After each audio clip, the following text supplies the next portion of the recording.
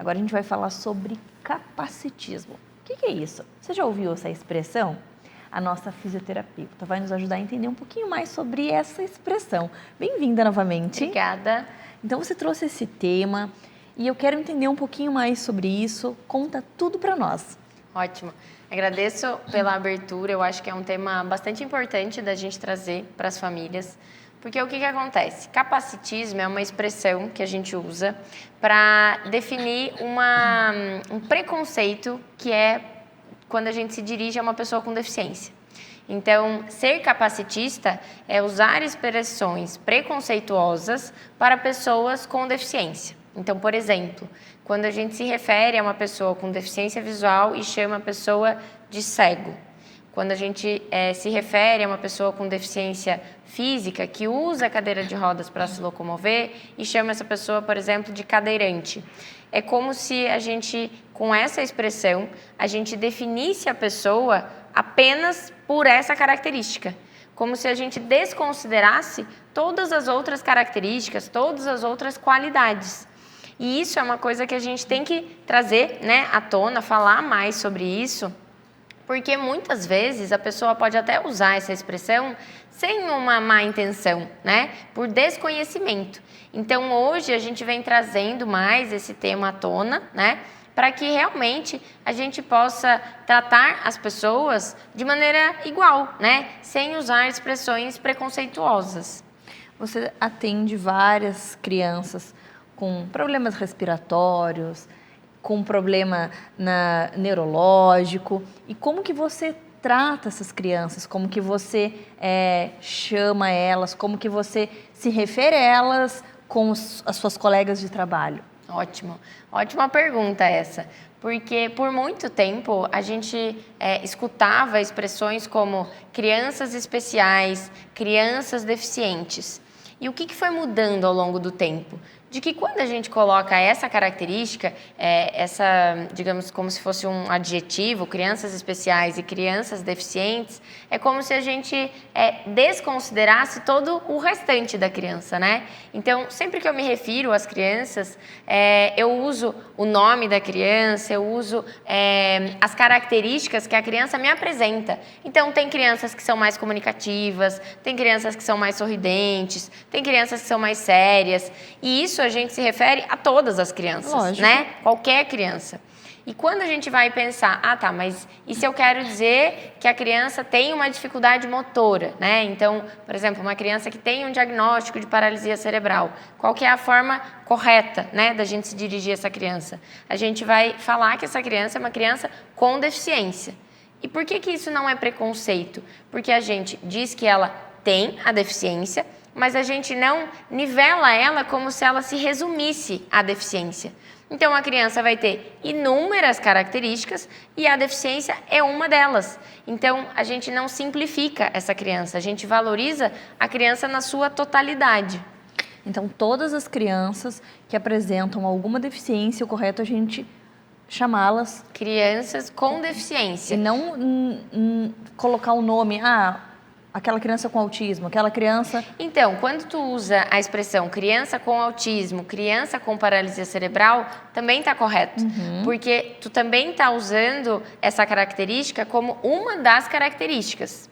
Qual que seria, digamos, algo não tão bom, assim, da gente falar? Uma criança PC. Porque daí parece que essa criança, a única característica dela é a paralisia cerebral. Ou criança autista. Parece que ela não tem mais nenhuma outra característica.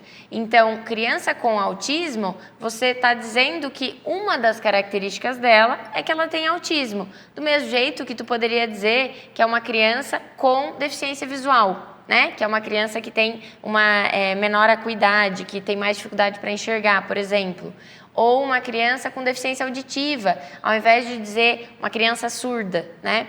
Então, quando a gente usa a expressão correta, isso tende a ser muito mais acolhedor também para a família e para a criança que escuta, né?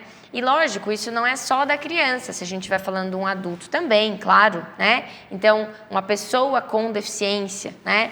Tanto é que se a gente for relembrar a abreviação por exemplo, das vagas para pessoas com deficiência, tem uma abreviação que é PCD, a atual, que é pessoa com deficiência. Então, a gente padronizar que o correto seja dito, né? Para que a gente não corra o risco de ser preconceituoso ou por desconhecimento ou por uma coisa antiga, né? Por uma informação antiga. Então, eu acho que quanto mais a sociedade está em busca, né, de se atualizar, de ter informação correta, isso vai melhorando também a inclusão, né? Isso vai aprimorando, porque eu acho que uma coisa que é importante é que não só a família da pessoa com deficiência saiba, mas toda a sociedade saiba, né? Para que a gente possa realmente trabalhar pela inclusão, lutar pela inclusão efetivamente, né? É verdade. E que bom que está vindo esse movimento, que a gente está se conscientizando, que as pessoas estão falando qual é a forma correta da gente tratar, porque também as pessoas não têm como saber, né? A gente precisa de uma onda de informação, levar esse conhecimento, porque a gente não pode magoar as pessoas, isso é no geral. Exato. Isso é empatia. Exato. Então, assim, quando a gente fala de pessoas que têm alguma deficiência, então a gente saber que existe uma forma da gente se dirigir a elas Exato. sem definir elas como aquele autista. Exatamente. Aquele cadeirante, sabe? Aquela criança que não fala. Então, isso realmente, se a gente for parar para analisar, é pesado. Sim, e não precisa ser assim, né, Júlia? Exato. E uma coisa que eu acho importante é a gente pensar o seguinte, que praticamente todos nós, em algum momento da nossa vida, já usamos expressões capacitistas, historicamente, né? Então, por exemplo, e por desconhecimento, muitas vezes, as pessoas podem até já ter dito assim, tu tá cego, que tu não tá vendo, que a chave tá ali na tua frente, bem assim, né? E assim, não é com uma maldade, talvez não fosse com uma intenção, mas a partir do momento em que a gente tem a informação de que isso é um preconceito e de que uma pessoa com deficiência visual que escutasse isso provavelmente se ofenderia, então a gente pode mudar a forma de falar, né? A gente não precisa usar essas expressões.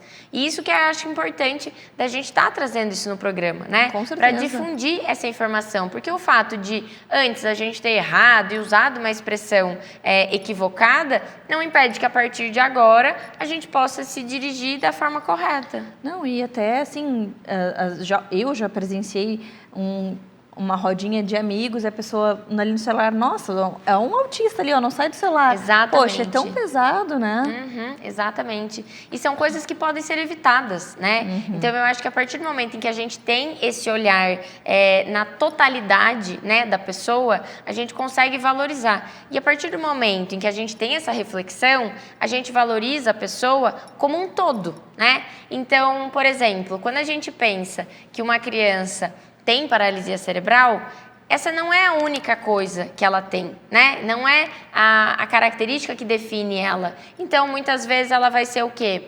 Uma criança brincalhona, uma criança que gosta de música, uma criança que é mais sorridente, ou uma criança que é sapeca. Então, assim, são características que a gente vai usar para inúmeras crianças, né? Então, que a gente possa realmente valorizar as competências de cada pessoa e não nivelar ela por um diagnóstico, né? Eu acho que isso é algo bastante rico que a gente pode estar levando de reflexão, assim.